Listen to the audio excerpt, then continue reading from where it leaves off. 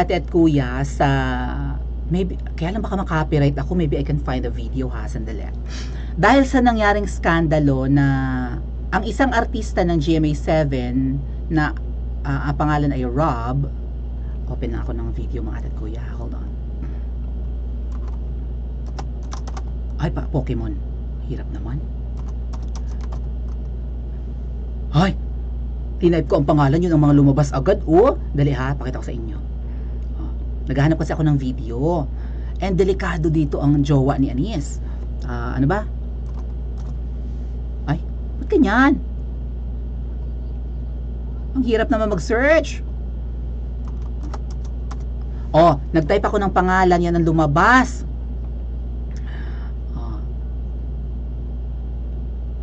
Sige, click natin yan. Merong lumabas na pangalan ng lalaki at yung mukhang na-jaundice. Naku, sana hindi niya ipalaglag kung talagang na-jaundice siya. Diyos ko, Bodol, maayos ka. Maawa ka sa anghel nasa sinapupunan mo. Huwag mong masyadong tutukan ng karir mo. Biyaya ni Lord yan kahit galing sa pagkakasala. Tama ba? Ang buhay ay biyaya. No? Oh, may kissing scene, may ganap-ganap, tapos may yung beauty queen. Anyway, click natin yan. May nakita akong video mga ate at kuya. Ay, 150 lang talaga si Anis. 150. Ito si lalaki. Gusto niyo makita ang kanyang kendeng-kendeng? Hati-hati siya. Oh, nakahubad baro pa doon. Oh, ito oh, binigyan lang siya ni Herlin ng 150. 150 lang oh, gumiling-giling na agad siya. It's just a joke, pero oh, 'di ba? Binigyan ng 150, pak na pak. Si Herlin magbabayad ng 150, libre na lang. Ganda na ni Herlin eh.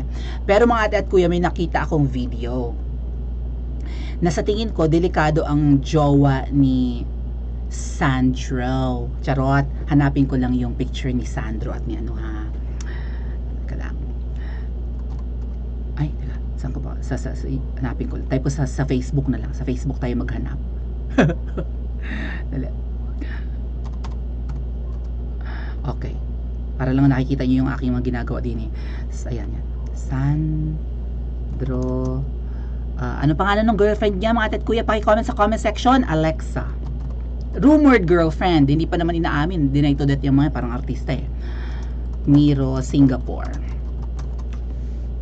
Delikado, Sandro, ang girlfriend mo. Baka masalisihan ka. O, ayan. O. This was in October. Ayan. Sige. Sandro, helmetan mo ang girlfriend mo. Kung pwede pasuotin mo ng chastity belt yan. Dapat di susi ang panty niya at hawak mo ang susi. Di kandado ang panty. Bahala ka. Oh, anyway. So this is Alexa Miro and Sandro in Singapore. May pangit na ano to mga ate at kuya. May pangit na story itong ganap nila sa Singapore. Kung napanood yung interview ni Bagong Lipunan kay Miss Sas, kay Miss Maharlika, kay Pebbles, nabanggit yun doon. Sabi ng kami.com.ph, I think ABS-CBN tong Kami or Kami. Sandro Marcos and his rumored girlfriend Alexa Miro spotted at the Formula 1 Grand Prix event in Singapore.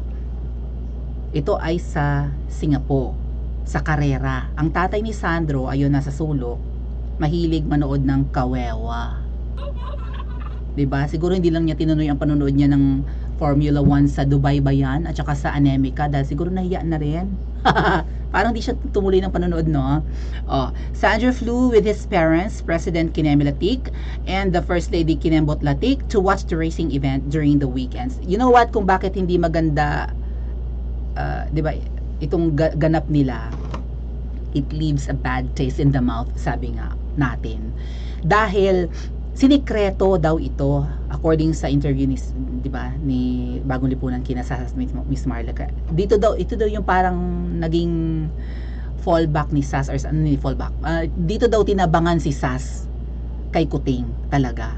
The way na kung paano siya tinabangan noon kay Noynoy, tinabangan ako kay Noynoy noon. Anyway, akala ko talaga kasi tuwad na daan si Noynoy noon, 'di ba? Yun ang pautot ng mga dilawan, tuwad na daan. At saka anak ni Cory, reyna ng demokrasya si Cory 'di ba? So, sabi ko, baka magiging papunta na tayo sa pag-unlad kasi tuwad na daan. Tuwid na daan daw. Ang ending na budol tayo ni Ngoy-Ngoy. Ewan ko kung nasa langit si Ngoy-Ngoy. Nasaan kaya siya ngayon, no?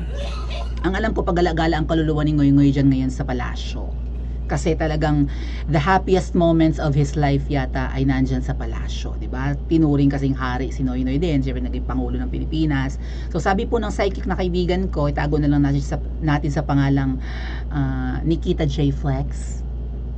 Sabi niya, ang kaluluwa daw ni Ngoy-Ngoy pag-alagala sa palasyo. Siguro na-enjoy talaga ni Ngoy-Ngoy ang pagiging hari ng bansa, di ba?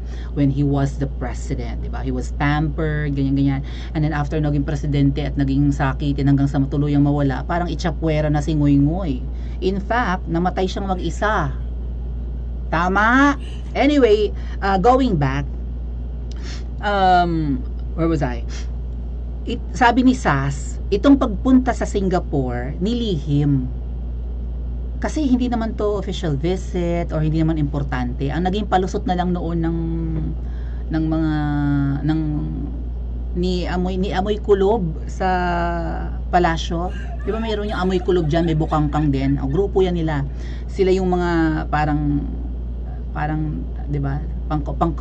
Para makapag-communicate ang presidente. Alam niyo na yung kung anong department 'yon or opisina sa Kamangyang. Ang sabi nila, ang pagpunta daw ni Kuting sa Singapore para manood ng Formula 1 race ay hindi lang lakwat siya, kundi para selyuhan or, 'di ba, i-follow up yung mga investment pledges, yung mga pangako ng mga billionaires na politiko and negosyante sa Singapore na magi-invest sa Pilipinas. Nasaan na ang investment? Nasaan na? Nung petsa na, wala tayong nararamdamang investment, bumiyahe na ng bumiyahe. Sinikreto ito dahil hindi nga po official yung lakad, lakwatsa lang, ayun nga, nag-i-enjoy pa, o may pa-wine-wine pa si Alexa doon. And, panahon na may mga namatay na mga rescuers yata nung may bagyo nun eh. Tapos bahang-baha nun yung Marikina River, right? Bahang-baha yung Pasig River. So may mga namatay sa pagre-rescue ng mga rescue men natin. May mga nalunod, 5. At nakakahiya 'yun. Ayun, magagawa natin malakas yung bagyo eh. So sa panahon na binabagyo ang Pilipinas and may mga namatay, naglalakwat siya si Muning. Okay? And ano ang nangyari sa Marawi? Hindi rin makutap-tapan ng isang 'yun. Ang palusot ay nagkasakit ng kubida. Hanggang ngayon, wala siyang pahayag patungkol sa Marawi. Tuwing may nangyari hindi maganda, walang pakialam si Kuting. Hanapin niyo ang pusa sa picture, bahala kayo. Anyway,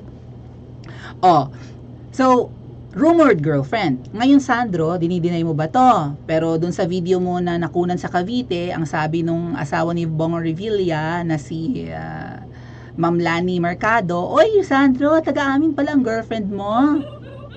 Sabi ni Sandro, "Yes, tita. Parang sikreto lang ha." Parang okay, sabi naman nila. May video ganun, di ba? So, si Alexa Miro ay taga Cavite. Sexy to. Meron nga itong mga indie film. Nakita talaga ang kanyang papaya at ang kanyang talaba. So, game na game si Alexa sa hubaran. Sexiness yan siya. Marami siyang mga sexy photos sa Instagram, sa salat ng social media. And then I found this photo of Alexa. Balik tayo sa iskandalo na gutom ang kipay. Sandro, sana hindi gutom ang kipay ni Alexa. Kipay ni Alexa. Sana hindi sabik ang talaba ni Alexa, ha? Sana talagang na-fulfill mo ang kanyang mga desires. Dahil may nakita akong picture, Sandro. Mag-ingat kang talaga. Yung lalaki na involved sa beauty queen na nasa picture, na tinakpan ko ang mukha, ay nakita kong may mga nakikipagharutan kay Alexa. Wala naman pong masamang makipagharutan, di ba? Dyan. Sama-sama na yung babangon muli. Sama-samang babangon ang hotel. Sino yung may sabi ng dyan. Alright. Sama-sama, babangon muli. Sino may sabi nun? Kaalibadbad. Clue! Nasa picture. Nandyan sa picture. Sama-sama na yung mabangon muli. Anyway, ayan. Si Alexa ang apakaganda. Siyempre, GMA's talent si Alexa, di ba? At saka yan si lalaki medyo may resemblance. Parang sumasamilbi ng konti. Tapos parang nagiging Rainier Castillo, yung sa Starstruck. Medyo may similar, di ba, looks. O, sa looks nila. May similarity rather. So, yung si Alexa, nagti-TikTok lang naman sila mga ate at kuya. O, TikTok lang pag may time. Yes, very close talaga. I just wanna be close to you. Cause I understand. Sabi nung kanta. O, TikTok sila ni Rob. Na talagang, terno pa. Ano pa sila? Love team? Terno ang suot may pagka beige, 'di ba? Beige ang pants, beige ang pati face mask ni Alexa, beige din. And then nakita ko na dumikit na talaga ang puwit ni Alexa sa malaking biyaya. Poop! Idinikit ang puwit sa malaking biyaya. Sandro, kung ang rumored girlfriend mo ay ito, sa liit mong taong yan, mana naman sa nanay mo ang height mo. Tama naman, di ba? Nagsasabi naman akong totoo. Mana naman talaga sa height ng nanay ni Sandro ang height niya.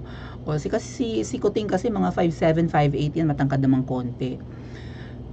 So, Sandro, minsan bibihira ang lalaking pandak pero biniyayaan ng malaking lupain. Ba? Bibihira 'yan. So sa tingin ko sa iyo Sandro, mga regular ka lang based from your height unless talagang gifted child ka. Kasi kailangan masatisfy mo ang desires ni Alexa. Dinidikit na ang puwit, bahala ka diyan. Rumor has it na itong si Rob ay talagang malaki ang biyaya. Kaya nga ang mga beauty queens nababaliw talaga sa kanya. Magaling din siyang manginain, Sandro. Magaling siyang kumain ng oysters. Ay, charot lang. Ganun ba pag kumain ng oyster? Sabi lang nakita ko yan sa pelikulang, ano ba yon? White Chicks. Yung may negro doon, di ba sa White Chicks, yung mga negrong kambal na kunwari silang mga blonde, and then merong negro doon na napaibig sa nagdi-disguise na blonde, at talagang magaling talagang sumibasib ng talaba. Aphrodisiac ang haba ng dila. Bukod sa mahaba ang pasensya ni Rob, baka mahaba rin ang dila ni Rob, bahala ka dyan. Dinikit na ang puwit, bahala ka dyan, mag-init ang mag-iinit, pak na pak, gano'n. Hitad na hitad talaga si Alexa. Gusto nyo makita yung video? Sana hindi ako makapiright ha. Ito, niready ko naman. Asan ang video? Ay, teka lang. Iosog-osog, ayun. Iosog-osog ko nga ng konti, oy. Ay, naglayo man, oy. Di ba cutie-cutie naman siya? Parang smiling yung kanyang eyes, no? Ganon. Parang ngiti-ngiti yung mata niya, no? Sumasamilbi ng very light. Talagang parang bedroom eyes. Mapungay. Mapungay na chinito, no? Panoorin nyo. Sana walang copyright ang video. Anong kanta din Baka may